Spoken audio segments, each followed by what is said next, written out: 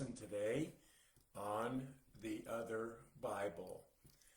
One thing I want to make clear to everyone is there are only two Bibles, the King James Bible and the other Bible, which includes all the rest, about 260, 265 different retranslations.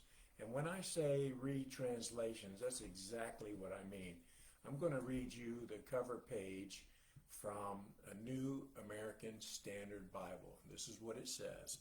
It says, "The Holy Bible, Revised Standard Version, containing the Old and New Testaments, translated from the original tongues, being the version set forth AD 1611. That's the King James Bible.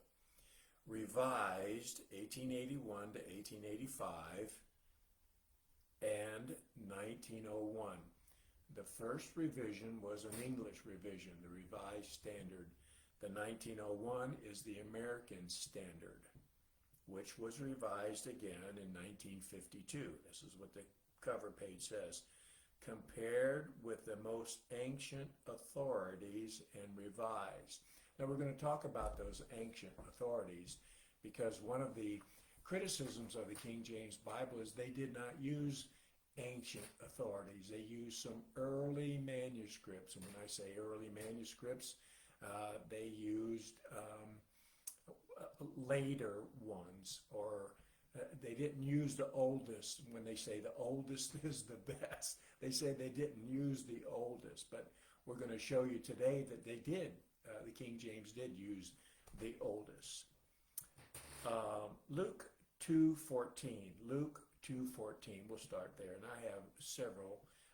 Maybe I'll make this a two-parter. Luke 2:14. It says, "Glory to God in the highest, and on earth peace, goodwill toward men." Now, the other Bible, the other retranslations say, "Peace among men with whom he is well pleasing." Well, we have a footnote under that, under the NIV and the New American Standard. It says, ancient manuscripts say, "Peace, goodwill toward all men." That's exactly what the King James says. Exactly. Ancient manuscripts. The other Bible changes it to "peace among men with whom he is well pleasing." They changed it. When in the retranslation, they changed it. And they admit the oldest translations say peace, goodwill toward all men, exactly as the King James says in Luke 2:14. Mark 6:11 says, "And whosoever shall not receive you, nor hear you when ye depart thence, shake off the dust under your feet for a testimony against them." Now here's the verse, or this is the phrase that they leave out. "Verily I say unto you, it shall be more tolerable for Sodom and Gomorrah in the day of judgment." That phrase is left out of the modern retranslations. But let's look what it says. Some early manuscripts, these are the manuscripts that they claim the King James uses only, not the oldest. Some early manuscripts do not say this. They're the ones who left it out. The King James says it, other Bibles leave it out. So the King James must have used the ancient manuscripts at this verse, Mark 6:11. John 5:3. "In these lay a great multitude of impotent folk, of blind, halt, and withered." Now this is the part the other Bible leaves out. "Waiting for the moving of the water, for an angel went down." This is verse 7. That was verse 3. This is verse 4, "For an angel went down at a certain season into the pool and troubled the water. Whosoever first after the troubled of the water stepped in was made whole of whatsoever disease he had." There's a miracle there. that takes place. The other Bible leaves that out. It's in the King James. It's there, verses 3 and 4. It says in the footnote, in the NIV, other ancient authorities have this. It's the oldest one. It has that phrase, waiting for the moving of the water, and then all of verse 4. Later manuscripts omit this, and the other Bible omits it. They use the early manuscripts, or the later ones. The King James used the oldest, which was one of the Knox textual critics, judgers. Criticism means to judge. They say the King James did not use ancient manuscripts, but they did. Verse 7 of John 5 tells of the miracle, the troubling of the water. It's verified. There's a miracle there. Did Jesus say those words or not? That's the key thing. He did. He said them. And he said them in the ancient manuscripts, which the King James used. John 3:13. And no man hath ascended up to heaven, but he that came down from heaven, even the Son of Man. And here's a little prepositional phrase, which is in heaven. That's left out of the other Bible, but it's in the King James. So let's see what the footnote says. The scholars in the footnote say ancient manuscripts add this phrase. Well, then why didn't they use it if it's there in the ancient manuscripts and that's what they're going to use? Why didn't they use it? And how did they know they added it? It was in the ancient manuscripts. It wasn't added. It's there to be used. And then they say some manuscripts, they don't say ancient, some manuscripts read who is in heaven. Well, then they didn't compare all their manuscripts. They just left it out. It's not there. In some of the other Bible, in the other Bible, some of the retranslate, it's not there, but it's in the King James. Matthew 5:22. I hope I'm going slow enough for you. If not, email me or write me. My email's on the post there in this Bible Institute. Matthew 5:22. But I say unto you that whosoever is angry with his brother, and this prepositional phrase is left out, without a cause, that's left out of the other Bible, the other retranslations of the King James, shall be in danger of the judgment. Okay, let's see what the footnote says. The footnote says, ancient authorities read without a cause. That's what the King James reads, without a cause. Or they say some manuscripts read this way. See, well, if it's in the manuscript and God said it, we should have it. John 6:44. John 6:44. And seek not the honor that cometh from God only. John 6:44. And seek not the honor that cometh from God only. Cometh, it's in italics. And reasons it's in italics, because it wasn't in the manuscripts, any of the manuscripts. Early manuscripts read, instead of from God only, they read the only one. They don't say the only God, they say the only one. The NIV reads, in the footnote, say the one and only God. They add one to only God. Most of all the retranslations say from God only. So it's just a discrepancy and a distraction to say that it doesn't say it that way, but that's what the manuscripts say, from God only. And by the way, the word cometh comes from God, honor comes from God, is in italics, but in the other retranslations, it's not in italics. They just put it in there like it's part of the text. John 8:39. John 8:39. Jesus saith unto them, and this is left out what he said, if you were Abraham's children, that's left out, and then the rest of the verse. The early manuscripts read this way. They read, and Jesus saith unto them, of course we have to know what he said, if you were Abraham's children. Well, the King James reads that way, and so does the retranslations. They read that way. So all of the manuscripts that were available, the oldest and the new, were used by the King James translators. They use all the manuscripts, the oldest ones and the newer ones. So there's not a discrepancy in manuscripts that were used. John 8:17. John 8:17.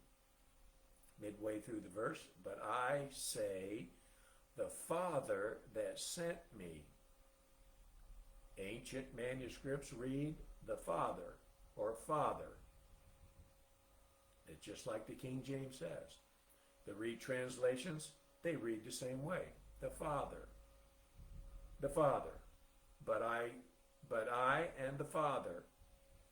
So they use it. King James used the ancient. So did the retranslations. They use the ancient.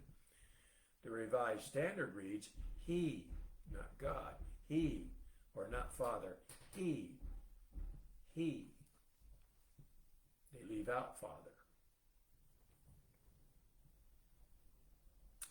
You see, this textual judging, they even go against their own rules. The King James didn't go against the rules. The King James follows the rules for textual criticism or textual judging of which words are the words closest to the original. John 10:29. My Father which gave them me. John 10:29. My Father which gave them me, and that's as far as I'm going in the verse. The early manuscripts read, what the Father has given me. They say, the footnote says, early manuscripts read, what the Father has given me. None of the King James doesn't say that. The other Bible doesn't say that. It's to just throw that in there to distract you. All the Bibles, all the retranslations read Father. I'm sorry. Yeah. My Father. My Father. Not what the Father. What the Father. It just says my Father. All of them say that. The King James and the ones who copied the King James. John 9:35. Dost thou believe on the Son of God? Dost thou believe on the Son of God? That's towards the end of the verse. Ancient manuscripts say Son of God. The other Bible, the retranslations say Son of Man. That's an error. Doctrinal error. Yes, God, Jesus is the Son of Man, but here it says the ancient manuscripts read Son of God. God and man, two different Greek words. Somebody made a mistake somewhere. I'm talking about accuracy of the Bible, and the King James is accurate with the ancient translations, or the ancient manuscripts. John 13:32. John 13:32. If God be glorified in him, God shall also glorify him in himself, and shall straightway glorify him. If God be glorified in him, in the retranslations of the Bible, 1881, 1885, 1901, 1952, they leave that phrase out. If God be glorified in him. Well, what does the footnote says? The footnote says many early manuscripts omit this, so they omit it. But the King James has it, and so does the other Bible. They all include it. So they didn't go by the rules. Nobody went by the rules. The King James used it, and the retranslators used it right along with the King James. It's okay. It should be there. God said it. John 7:8. John chapter 7, verse 8. Go ye up to the feast. I go not up yet unto the feast, for my time is not yet full come. In the modern translations or retranslations, the first yet is left out. Well, what did the footnotes say? What do the textual critics, the textual judges say? Some early manuscripts omit yet. Some early manuscripts, see, the knock is against the King James, they use the early manuscripts. Well, it says the early manuscripts omitted. Well, it's there, King James, you must have used the ancient ones. The NIV doesn't have yet, so it used the early manuscripts. It didn't compare with the ancient manuscripts. Some of the other Bible says yet, some of them. Not all of them. You have to go and read them yourself. I'll just take their word for it. The King James used it, so they used the oldest manuscripts at this verse also. John 7:52. Search and look for out of Galilee ariseth no prophet.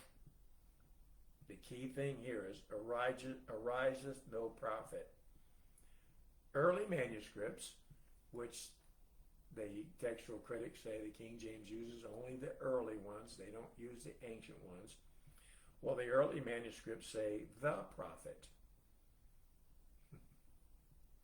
The ancient manuscript uses no prophet. Well, that's what the King James used, no prophet. They use the ancient manuscripts. You see, and I believe the NIV says the prophet. That's the only one. And they use the early manuscripts. So they don't even adhere to their own rules. Mark 1:1. Mark 1:1 and 1:2. I'll take each one separately.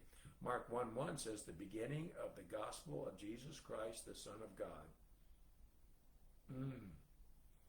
Some manuscripts say, some manuscripts say Son of God. Well, folks, if it's in the manuscript and God said it, then they should include it. Well, they put a footnote there and say, well, some do and some don't, making you doubt whether it was there or not.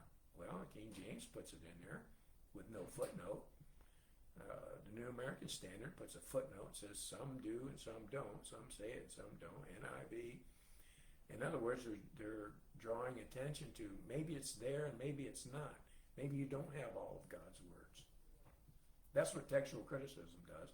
It makes you doubt what God said. The King James never says that. It just says this is what God said. Thus saith the Lord. Although all the King James and all the other retranslations say the Son of God. They all say it. Mark 1:2, the next verse. As it is written in the prophets, plural, the retranslations, or the other Bible says prophet, Isaiah. Well, you have two prophets there that are quoted, two Old Testament references, Isaiah chapter number 40, verse number 3, and Malachi 3:1. There's two prophets there, not one, two prophets. But yet they say Isaiah the prophet. They give credit to Malachi 3:1 as Isaiah saying that. Isaiah didn't say that. Malachi said that. Oh, the games that people play with the manuscripts. Yes. All to throw a distraction to you, to get you to doubt what God said. Ephesians 1:1. Ephesians 1:1. To the saints which are at Ephesus. Well, let's see what the early manuscripts say. The early manuscripts don't have the word Ephesus. That's the newer manuscripts. Well, it's there in the King James, so they must have used the ancient manuscripts. And by the way, the retranslation, the other Bible, it has Ephesus also. So there's another distraction. None of them, all of them say Ephesus. All the Bibles, I don't want to say all of them, most of the other retranslations of the King James say at Ephesus. Philippians 2:6. Philippians 2:6. No, I don't want to use that one. Philippians, let's do Colossians 3:6. Excuse me, Colossians 3:6. For which things sake the wrath of God cometh on the children of disobedience. Cometh on the children of disobedience. The footnote in the New American Standard says, two of the early manuscripts do not contain on the sons of disobedience. Now watch this. The NIV reads that in their footnote, early manuscripts read this way. One says it doesn't, and the other one says it does. And they're early manuscripts. So apparently, the King James used the oldest and the ancient manuscripts because it says, cometh on the children of disobedience. Oh, games they play, the games they play. One says it doesn't, and the other says it does, and neither one of them, they don't follow their own rules. That's why I say it's a vain philosophy. Biblical criticism and biblical textual criticism, criticism means to judge. They do not follow their own rules.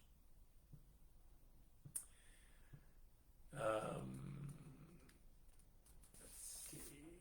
Yeah, so those are some verses that I looked at and have studied. These are not the only ones. I probably could give you another 1,500 where there's a discrepancy between new manuscripts and the old manuscripts. And when it's the old manuscripts, the King James says exactly as the ancient manuscripts say. So their claims that the King James didn't use the old manuscripts, they're wrong. They did. And the newer Bibles, the modern Bibles, the retranslations of the King James use the early manuscripts. They did not use the older manuscripts. That's the game they play. And that's why I say, if you want all of what God said, you need to read the King James. If you want what God said 75% of the time, you might read one of the other Bibles. 25% of what God said has been either changed or left out completely, especially about calling him the Son of God and not the Son of Man, especially about miracles. They left out the miracle, the troubling of the water. That's supernatural. Remember we said textual criticism, biblical criticism came out of the age of reasoning, which doubted any supernaturalistic things that could happen. That's why those verses were left out. They doubt God's words. They doubt miracles. They doubt that Jesus was God. Especially at 1 Timothy 3:16. God who was manifest in the flesh. And it's talking about Christ. He is God. They say he or who. He or who. They leave out the word God. Well, it's been interesting today. And I hope I've got across to you what the other retranslations have done. And they are retranslations. They say it in their own cover page. that they used the King James and then revised it with the so-called ancient manuscripts and the early manuscripts, and they don't follow their own rules. All right, thank you very much. I'm glad you watched today. Come back again next time. And on my other page, the Monarch Bible Ministry, we're still looking at the Hebrew names of God in the Old Testament. And so, thanks for watching today. I'm glad you were with me. I hope you've been enlightened in your mind about who has, what Bible has all of God's words preserved and inspired. The King James. The retranslated Bibles, they don't have it. They leave them out or add words or change words around, or claim something said it and it didn't, or claim something didn't say it and it did say it. Those are games that the scholars like to play because they think they are the authority when God is the authority. Thanks for watching today, and always remember, let God be true, but every man a liar. Thanks for watching today. See you next time.